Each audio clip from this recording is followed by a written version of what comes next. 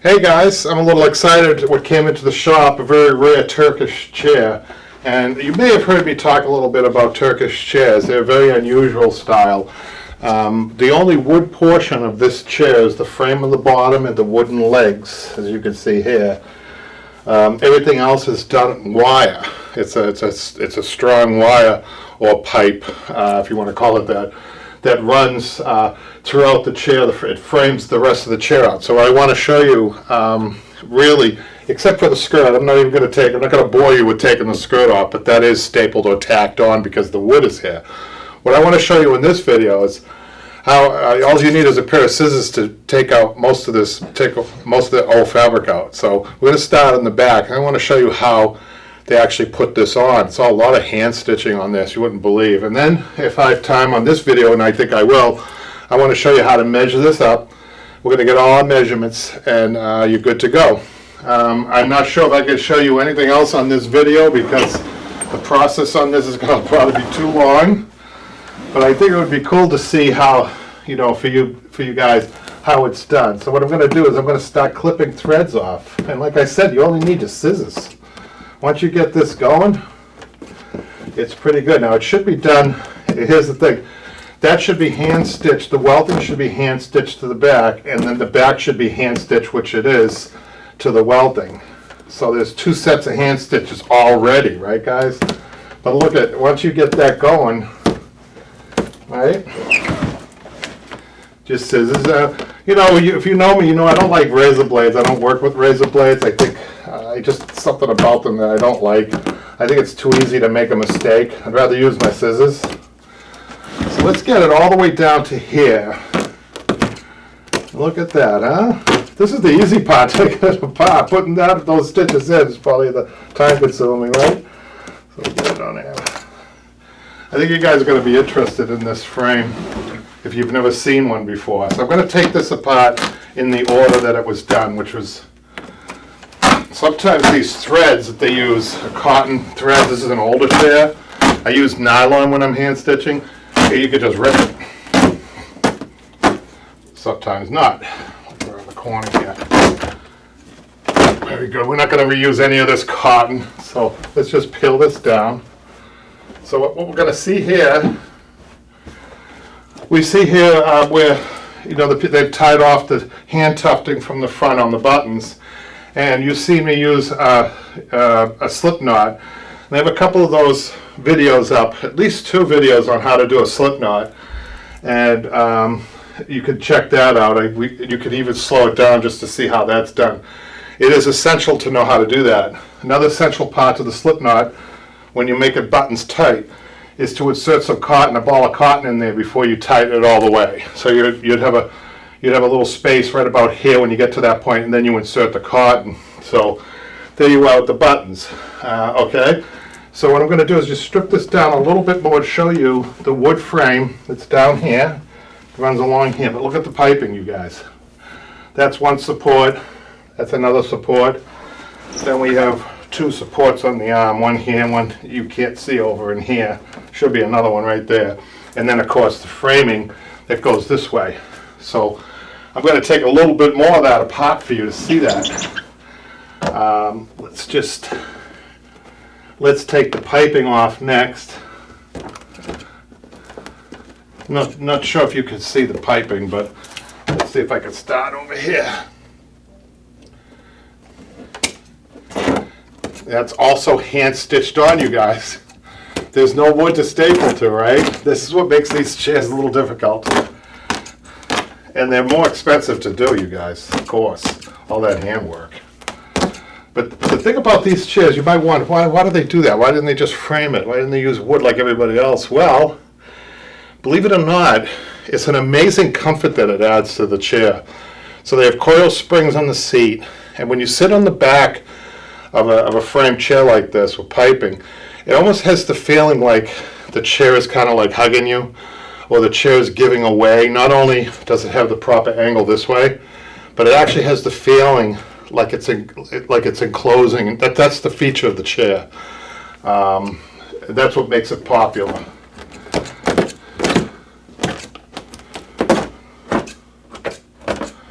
pull that away. So we had the outside back hand stitching, the welting hand stitching, and now with another set of, these aren't necessarily hand stitches, these are probably a back stitch. That's the difference, is it's not as fine a stitch as your hand stitching. So I'm going to hold this up just to show you that. You guys must be interested in this, I know I am. So this is just taking a big curved needle, right? And just going back and forth to hold this in place, okay? Sometimes we use slip knots in our pleat points, sometimes. So you might want to notice that. Let's see if they did it. Let's undo one stitch. That was just a back stitch, I could tell. Let's see if they used the same knot here that they used up here. I bet they might have used it in certain areas. No, they just went right through that with the stitch. But I want to show you, we're not done yet after we undo this. I want to show you. You won't believe it.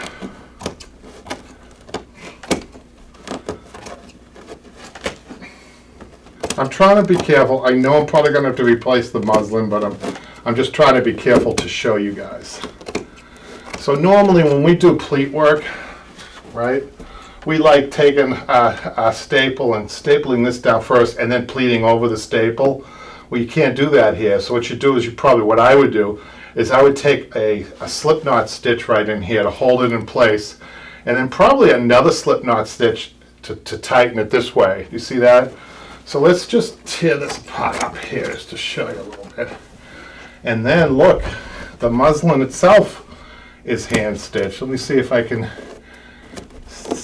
pick up on where they hand stitched. Now you notice on the muslin they aren't as careful with the stitching. This is actually they used a blanket stitch on the muslin, and you can see that blanket stitch on the online classes. I'm not sure if I have a blanket stitch video on the YouTube, but that's the nice thing about the online classes. You start seeing a little bit more in depth or different types of stitches that we use. But this I identify as a blanket stitch. Okay, so let's just remove some more of these. They used a blanket stitch. That surprised me. That's kind of a neat way of doing it. Notice how they're below too. They're not up in here because they know they have to be stitching other things up in here, so they're stitching down here. That's very smart. I could tell this is the original, you guys. This is the original job, I can tell. So let's take this off. Now you think you're done. Okay, there's a button here that's in my way. I'm just going to clip that and probably clip the other button over here. That loosens that button because I want to show you what else you're in for here. So you lift this up. And let's just cut this way. So you have the burlap. You have two layers of burlap. One layer is over the base layer, and they don't use. The interesting about this is because there's so much hand stitching on this. A lot of times they don't use webbing. They just use burlap. You see me using a lot of webbing on something like this. But the reason you don't need burlap is because there's so much going on. There's so many stitches that it's tight. That gives it a tightness, you know. But what you see here is the original burlap that's coming around the top, and then another layer of burlap they have over the springs. And now you can see the stitching here on the burlap. That's a blanket stitch, you guys. So I'm not sure if I'm going to undo this yet. I might be able to preserve some of that. So we're not going to clip that. But that's so you're talking 1, 2, 3, 4, 5, 6 hand stitching that has to go on just to do that inside back. Isn't that amazing? And the outside back. But I'm glad, I hope you guys learned something there. I think what I'm going to do now is go to the cutting, the measuring out of this piece. Okay, so let's just put this down. And this is a hand tufted piece, you guys. And the customer has purchased a fabric that's very similar, at least in color, to what was on there. Almost texture-wise, it's pretty close. But look at how yellow, you guys. Look at that now. What's challenging about a light fabric and pretty much of a solid fabric is that your workmanship has to be really that much better, because we're highlighting the tufting on this piece with this fabric. I mean, if you had a tapestry, you don't have to be as careful, right, with the tufting, but because this is a light color, we're highlighting the work, and that was one reason why the customer went with this. And I just want to show you, I think what they did too is, if I lift this pleat here, you can see the original color. Look how much that faded, you guys. The original color is very close to this fabric that they picked. Look at that. Wow. So this is what they wanted. So let's start measuring this. We're going to go to our board over here. First, what we're going to do is get our tape measure. Then I'm going to label everything. Now, everybody, this looks a little daunting. This looks like one piece of fabric, but I can tell you it probably isn't. It's probably 3 pieces. And let's see if I'm right. I'm just going to start cutting a little bit here to see if I'm right about this. Let's see if they pieced. I'm sure they did. I'm just looking underneath here. Let's see. Here it is. So I'm going to cut this. Look, you guys.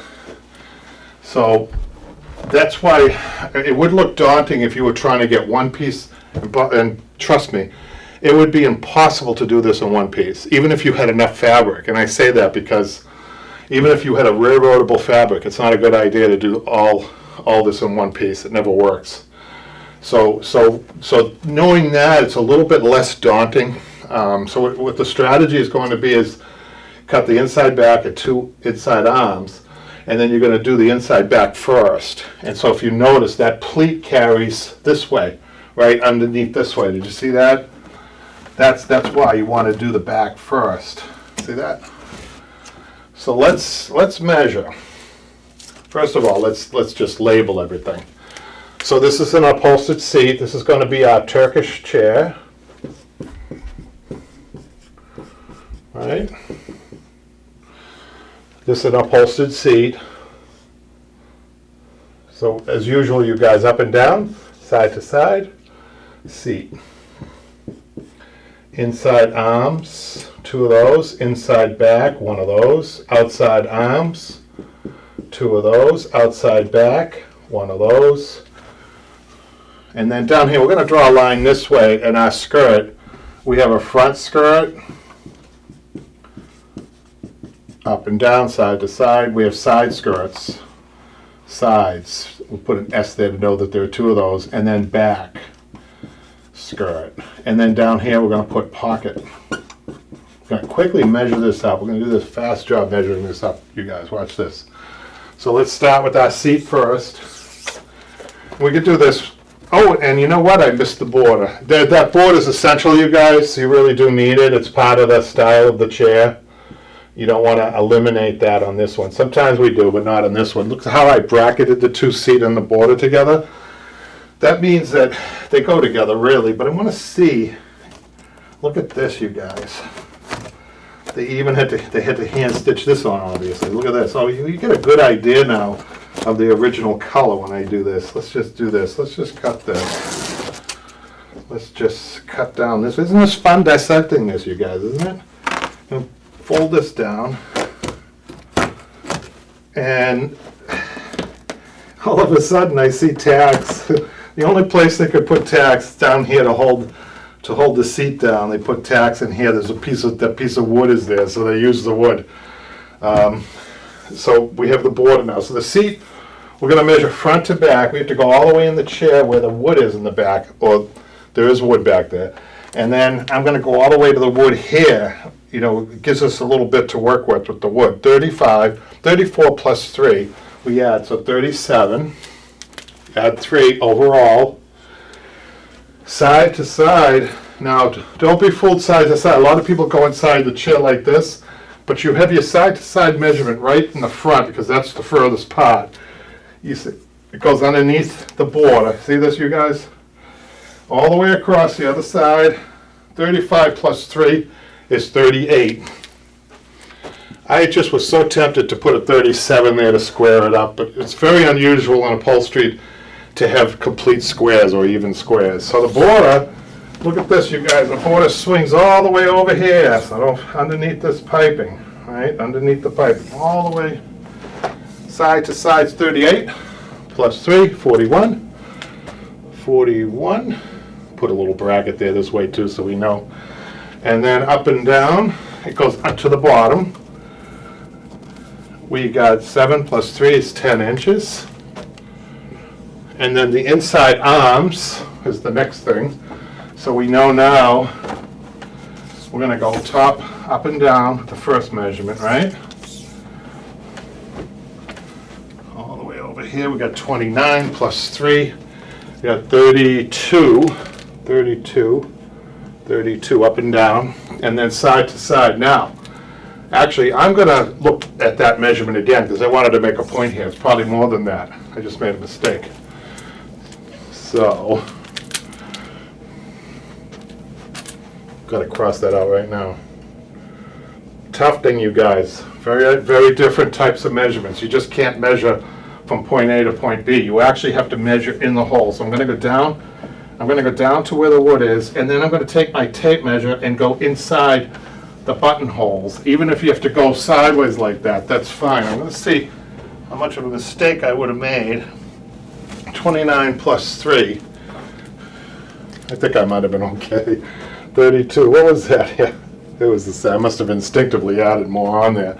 But I want you to, if you're measuring something like this, actually go into the buttonholes, because that's actually the true measurement. Now, I want to show you right over here. That's what I do. The button's up here. I'm going to go into that hole. I'm going to go into, even if you have to go up, that's fine.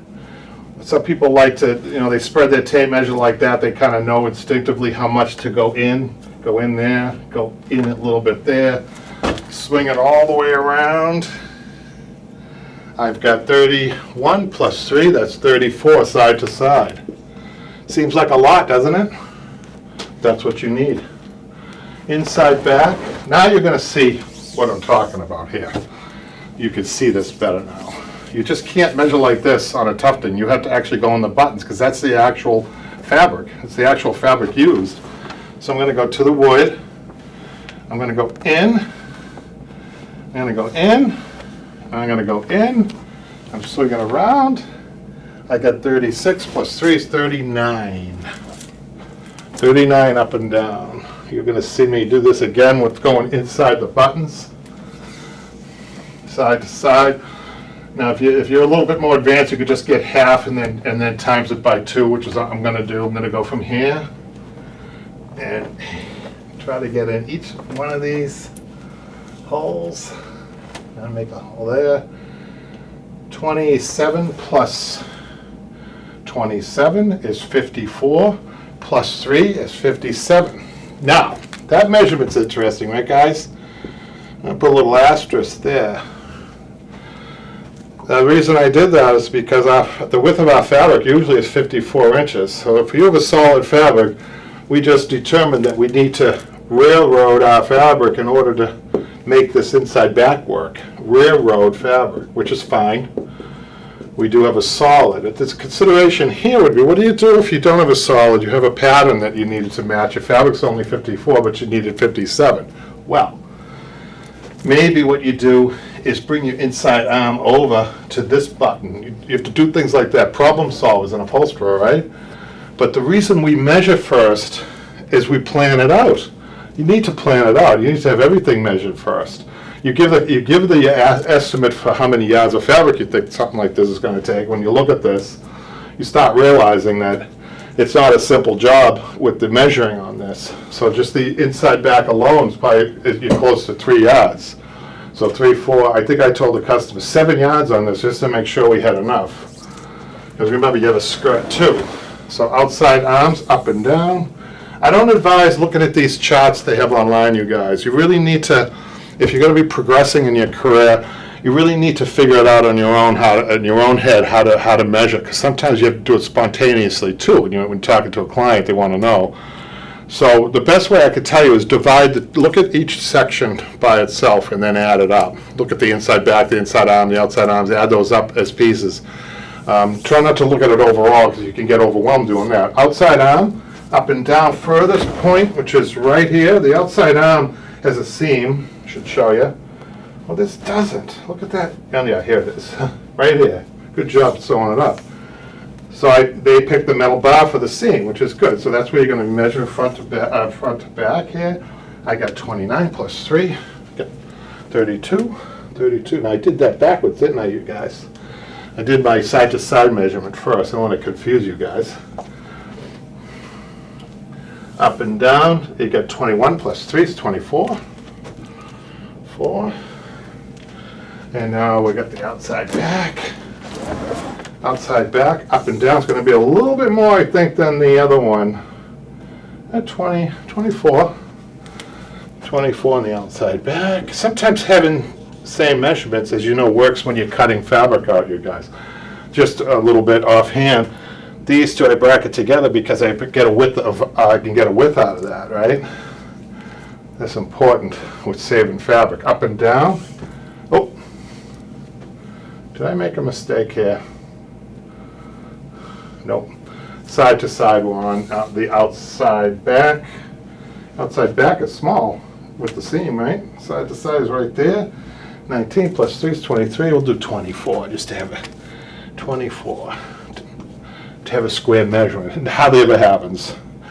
Okay, now let's do the skirt. So what you do in the skirt, you add 6 inches to where it's pleated. You measure where it's pleated and add 6 inches. That's 27. 6 inches is 33, right? 33 is the side-to-side measurement. All your up and down measurements will be the same. And the way to get that measurement, you guys, very simple. Measure from the floor to where the piping is 9 inches. That's your cut measurement, okay? So I'm going to put a big 9 right here. That's easy, isn't it, guys? We got all of it done. Now we're going to go to the side skirts. We're going to measure from the pleat. Pleat to the pleats, 25 plus 6 is 31. 31. And the outside back, last measurement, you guys. Just pull that away a little bit.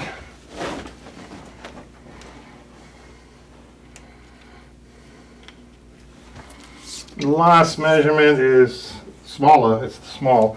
18 plus 6 is 24. 24. 24. And our pockets, usually I make my pockets about 10 inches. 10 inches wide. There you have it. Showed you how to strip a Turkish chair. We showed you how to measure a Turkish chair. And I hope you learned something today. Thank you for joining us at Broadway Upholstery and YouTube. Thanks.